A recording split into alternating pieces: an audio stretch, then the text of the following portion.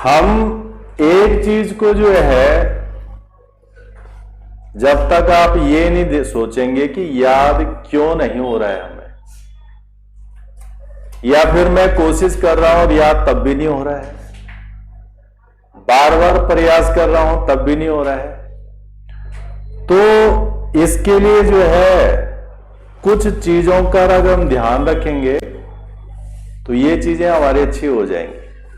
आप ये मान लीजिए कि कोई भी जो है कार्य है या लक्ष्य है या उद्देश्य है, इन सभी कामों को करने के लिए और अच्छा करने के लिए और अच्छा परफॉर्मेंस प्राप्त करने के लिए इन कार्यों को किससे करना पड़ेगा? पूरी ऊर्जा से, पूरी एनर्जी से। अब आप देखते हैं कि आप जो पिछले जो है 2.5 घंटे से बैठे हैं, क्वेश्चन लिख रहे हैं, 2.5 घंटे से आप यहां पर बैठे हुए हैं, क्वेश्चनों को हम लिखा रहे हैं, समझा रहे हैं, और फिर हम उसके बाद पूछ रहे हैं कि कितने याद हुए, और आपका जवाब अभी कुछ पॉजिटिव नहीं है। तो आप लोग कभी गौर करते हैं इस बात पर कि ऐसा क्या होता है कि हम समय भी लगाते हैं, हम बैठे भी रहते हैं, हम कोशिश भी कर रहे हैं, परंतु वो चीज नहीं मिल पा रही है जो हम चाह रहे हैं।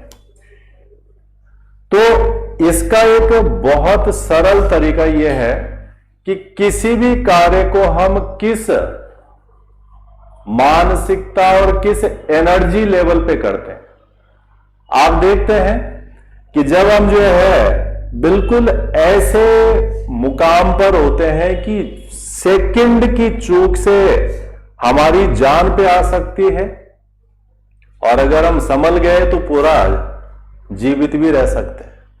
तो उस दौर में वो जो महीन रेखा होती है, उस दौर में आप क्या देखते हैं कि हम कितना कॉन्सेंट्रेट होते हैं अपने आप को बचाने के लिए, कितना ध्यान और कितनी जागरूकता और कितनी संवेदनशीलता हम उस दौर में रखते हैं कि ताकि हम हर हाल में अपने आप को बचाएं।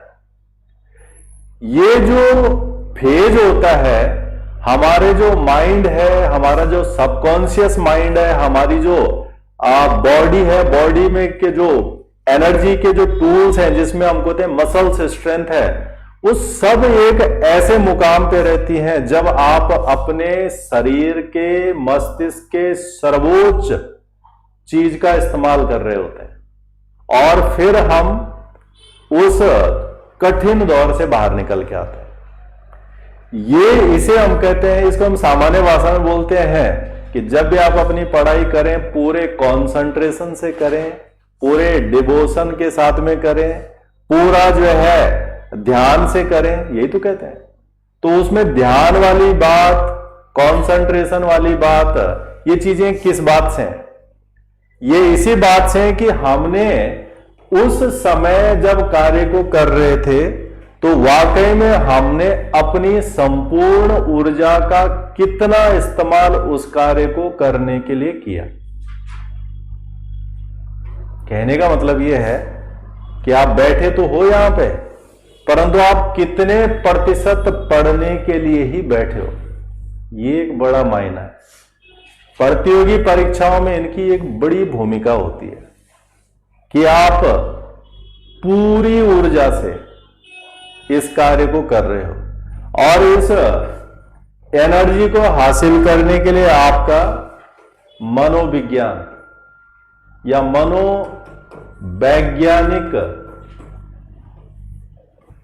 जो आपकी सोच है उस दौरान वो कैसी है।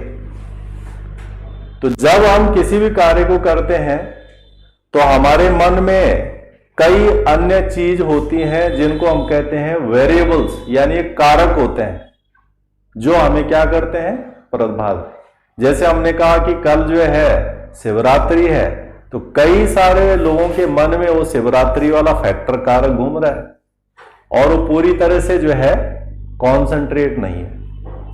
किसी के मन में यह है कि कल संडे होने वाला है, इसलिए मुझे कल थोड़ा रिलैक्स होना है, कहीं बाहर जाना है। किसी के मन में यह है कि जो है मेरे को शादी अटेंड करनी है, मैं कई टाइम से गया नहीं। तो ये जो मल्टीपल फैक्टर्स हैं, ये मल्टीपल फैक्टर डिस्टरबेंस क्रिएट करते हैं। और अगर हम इन सारे फैक्टर्स को, इन सारे कारकों को हटा दें एक समय के लिए, तो हम मनोवैज्ञानिक रूप से पूरी ऊर्जा से एक काम को कर सकते हैं। और जब आप इस एनर्जी स्केल से बैठोगे और उस दौरान जिस कार्य को कर रहे होंगे, तो निश्चित रूप से बहुत बेहतर परफॉर्मेंस आनी है। स्वामी विवेकानंद इस बारे में कहते थे कि whatever you do devote your whole attention towards in it. यानी आप जो कार्य जिस समय कर रहे हो उस पर अपना संपूर्ण, पूरा का पूरा जो है संपूर्णता से उस कार्य को कीजिए। यानी जैसे हम बोलते ना, तन मन धन से। तो ये आपके मनोविज्ञान में है कि जब आप बैठे हो पढ़ने के लिए और आपका लक्ष्य ये है कि मैं आज जितने चीजों को सुनूंगा, जितने क्वेश्चनों को पढ़ूंगा, मुझे हर हाल में उतने में अपनी पकड़ लानी है, तो ये बिना इस सोच के नहीं आना है। इसलिए आप जब भी पढ़ने के लिए बैठते हो, जरूरी नहीं इस प्रक्रिया को आप पढ़ाई के दौरान अपनाओ, आप हर चीज में अपनाइए। आप जब जो है एंटरटेनमेंट कर रहे हैं तो 100% एंटरटेनमेंट ही कीजिए, पूरी तरह से उसी में खो जाइए। उससे हमारी कंसंट्रेशन की जो क्षमताएं वो बदलनी शुरू हो जाएंगे। और शुरुआत हम उसी चीज से कर सकते हैं जो हमारे लिए ज्यादा फिजिबल होता है, ज्यादा आसान होता है। अगर हमारे लिए पढ़ना थोड़ा मुश्किल काम है और खेलना ज्यादा आसान है, तो हम खेल के द्वारा अपनी वो कंसंट्रेशन क्षमताएं बढ़ा सकते हैं। फिर हम दूसरी जगहों पर उसी तरह की क्षमताओं को अप्लाई कर सकते हैं। तो पढ़ने का जो पहलू है, वहां आप इस तरह की कोशिश करोगे तो आप देखेंगे कि जो आउटपुट आएगा हमारा, ये आउटपुट आपका लाजवाब होगा, बेहतर होगा, याद होना शुरू हो जाएगा। तो कंपटीशन, इसीलिए कहते हैं कि कंपटीशन के लिए एक माइंड सेट होना चाहिए, एक सोच होनी चाहिए, एक उद्देश्य होना चाहिए, एक लक्ष्य होना चाहिए। और ये लक्ष्य, उद्देश्य, सोच हमेशा हमारे इर्द गिर्द कार्य के दौरान जो है बनी रहनी चाहिए। जब भी हम पढ़ रहे हो, रिवाइज कर रहे हो या चीजों को जो है समझने की कोशिश कर रहे हैं। एफर्ट्स कितना लग रहा है? एफर्ट्स का मतलब यह है कि जैसे जो है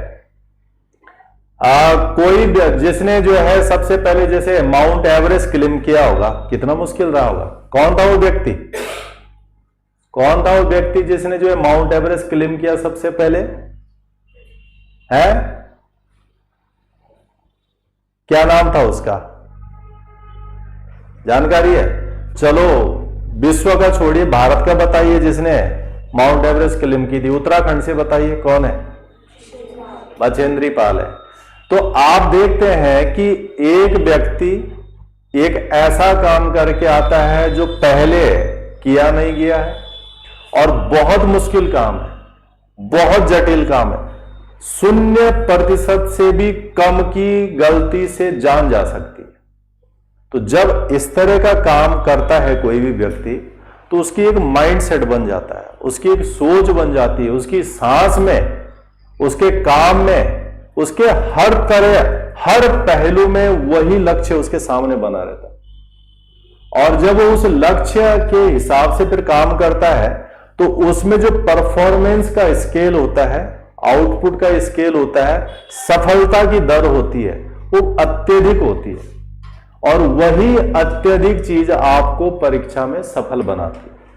और ये कार्य एक दिन में नहीं होता है, इस कार्य को करने के लिए एक लंबा समय लगता है।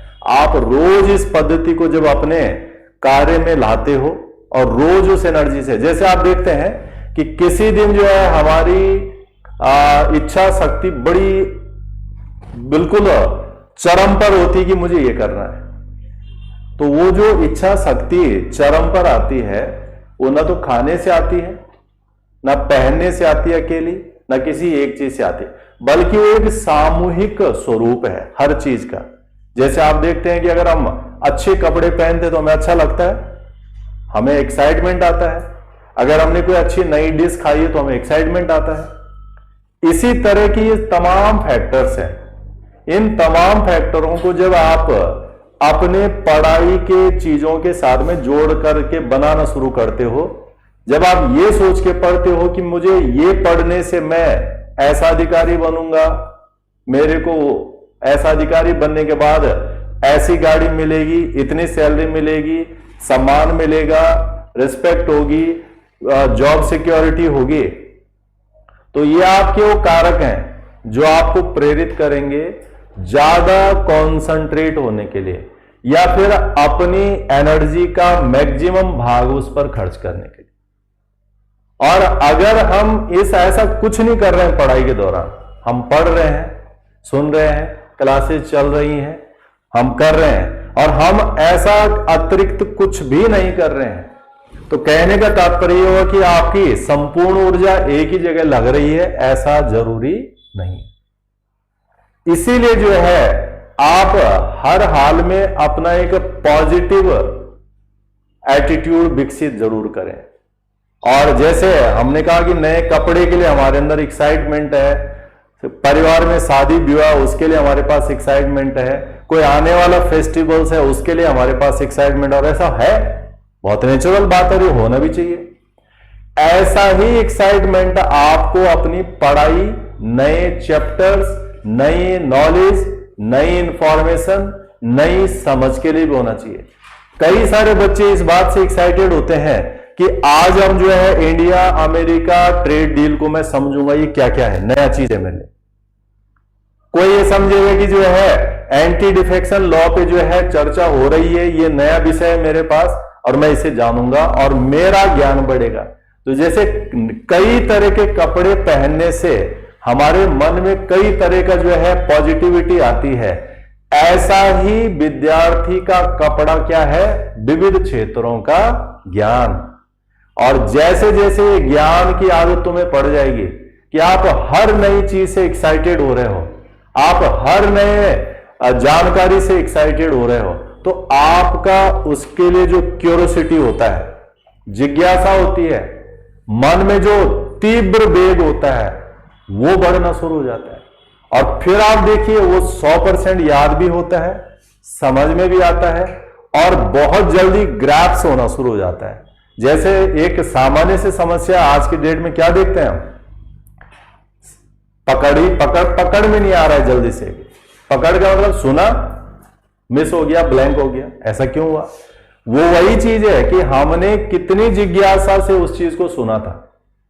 जब आप ये सुन के मानते हैं, जैसे एक कहावत है कि live your day and live your today as this is the last day of your life, यानी आज के दिन को ऐसा जियो जैसा ये दिन हमारा आज अंतिम दिन है।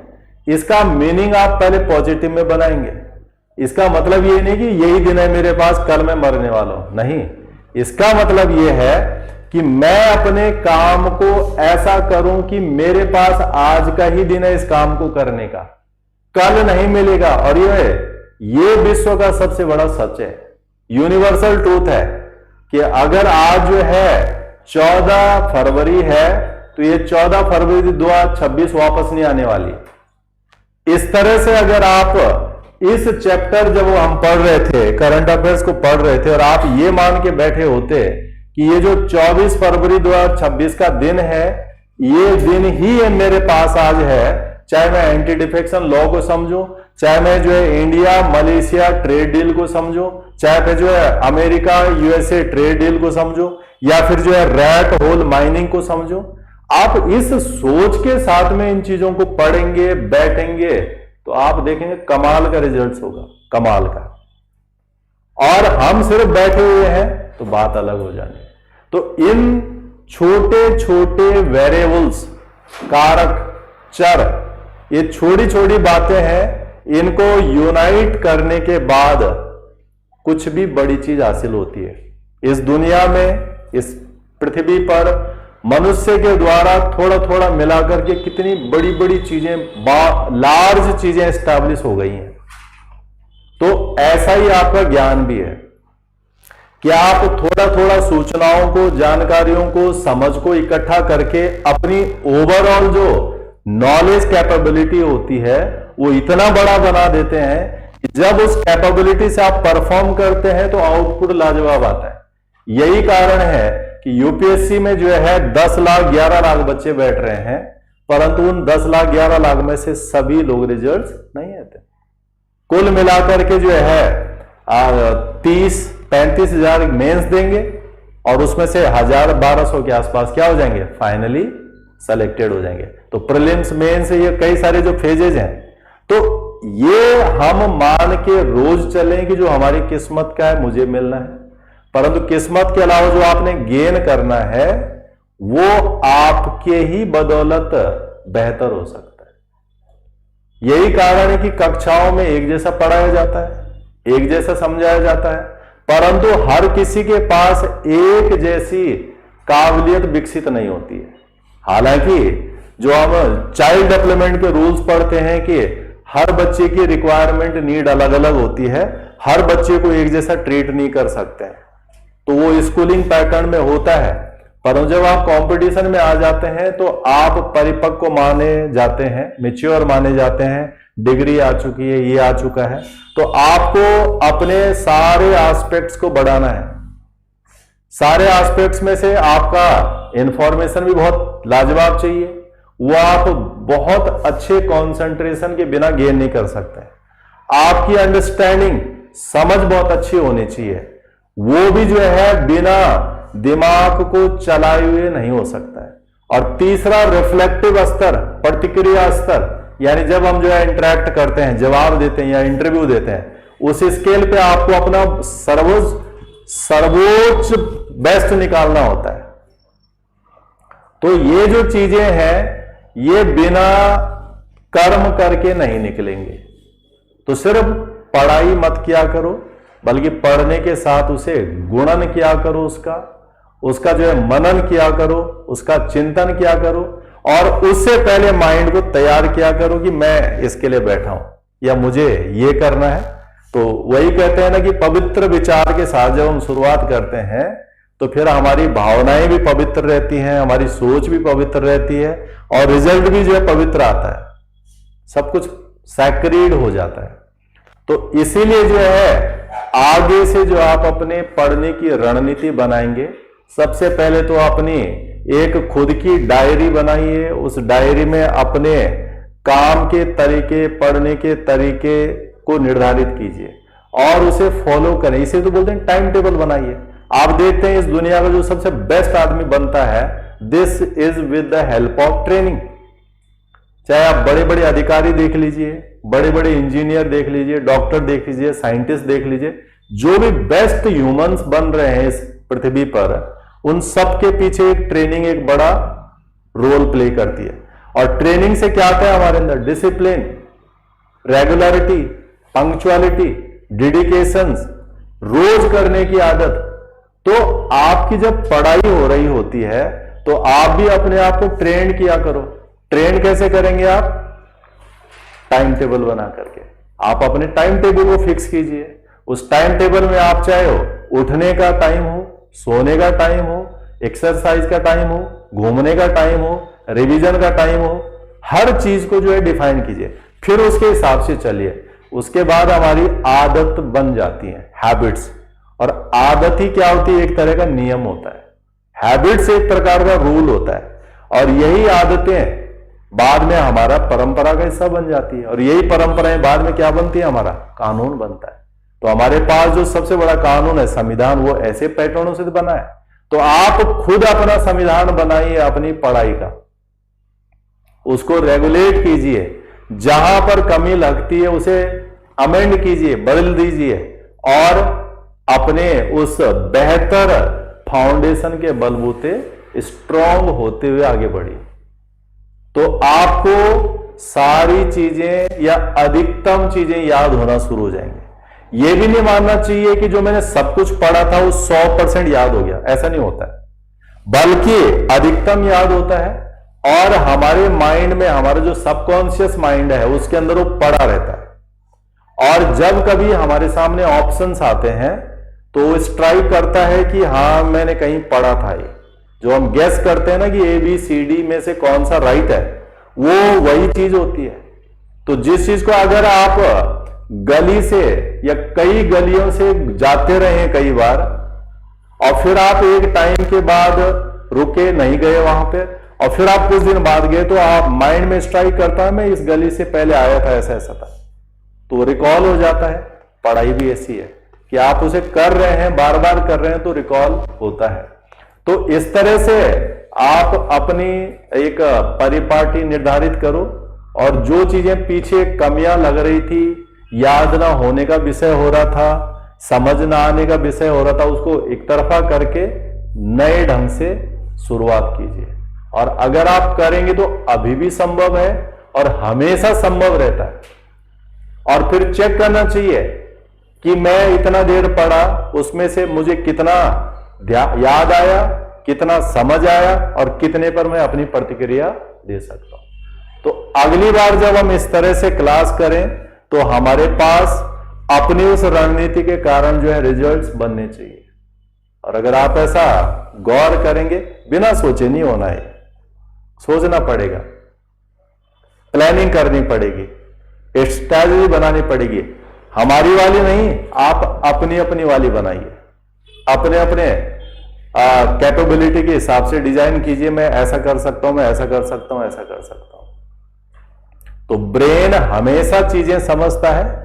ब्रेन को हम हैबिचुअल बना सकते हैं, आदतें अच्छी भी डाल सकते हैं, उसमें आदतें खराब भी डाल सकते हैं। आप देख रहे हैं बहुत सारे लोग जो है मर्डर करने में व्यस्त हैं, रोज मर्डर हो रहे हैं, तो वो भी तो आदत ही है। और कई सारे लोग जो है अच्छी आदतों के कारण जो है कुछ और बेहतर बनने वाले बन रहे होंगे। तो हमें क्या करना है, वो हमारे हाथ में है। आप लोग अपनी एनर्जी को बेस्ट यूटिलाइज करें, वो एनर्जी वेस्ट न जाए कहीं, ये आपने निर्धारित आज ही कर लेना है। और कल से बिल्कुल एक परफेक्ट प्लेटफॉर्म के द्वारा आगे की तरफ बढ़ना है। तो आप देखेंगे कि आप एनर्जी में रहेंगे, उत्साह में रहेंगे, और एक चीज गेन करने के बाद एनर्जी ऑटोमेटिकली बढ़ती है। जैसे आप देखते हैं पैसा वाला आदमी और ज्यादा पैसे के लिए क्या रहता है, भूखा। पर जिसमें पैसा ही नहीं है वो पैसे के लिए भूखा नहीं है, मतलब भूख तो जरूरत तो है, भूखा ही नहीं। परंतु आप देखते हैं कि जो बहुत धनवान व्यक्ति है, एलन मस्क अमेरिका का, अंबानी भारत का, इतना पैसा है, फिर भी बेतहाशा पैसे के लिए भूख है। हम वहां से प्रेरणा क्या ले सकते हैं कि हमारे अंदर भी ज्ञान के लिए क्या होनी चाहिए, भूख। सबका अपना अपना दायरा है। अपनी भूख पहले पैसे वाले में मत ले जाना कि मेरे को ज्यादा पैसा चाहिए था, वो नहीं पूरी। उससे पहले ज्ञान हासिल कीजिए, पैसा अपने आप ही आएगा। तो उस भूख को बढ़ाइए, रोज बढ़ाइए, और फिर देखिए कि वो भूख आपकी कितनी पूरी हो रही है। अगर आप लक्ष्य निर्धारित कर लें कि मेरे को तो ये भी पता होना चाहिए था, ये भी पता होना चाहिए था, ये भी पता होना चाहिए, और इतना ही पता है अभी, तो इसका मतलब भूख तैयार हो चुकी है।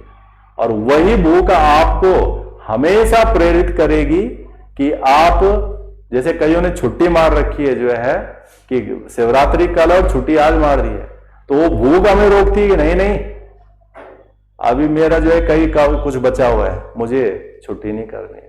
तो ये चीज है, तभी जाके आप अपने लक्ष्यों को और कार्यों को पूरा करेंगे, और ये चीजें याद होना शुरू हो जाएंगे। तो हम अपेक्षा करते हैं कि अगली जो क्लास हो, आप जब जो है 2.5-3 घंटे की क्लास में बैठ करके जवाब देने की स्थिति में आए, तो डेफिनेटली आपको खुद पे संतुष्टि होनी चाहिए कि मैंने आज कुछ तो किया है पहले की तुलना में। और वो जो सेटिस्फेक्शन है वही तुम्हारा अवार्ड है, वही तुम्हारी जो है पुरस्कार है तुम्हारे लिए।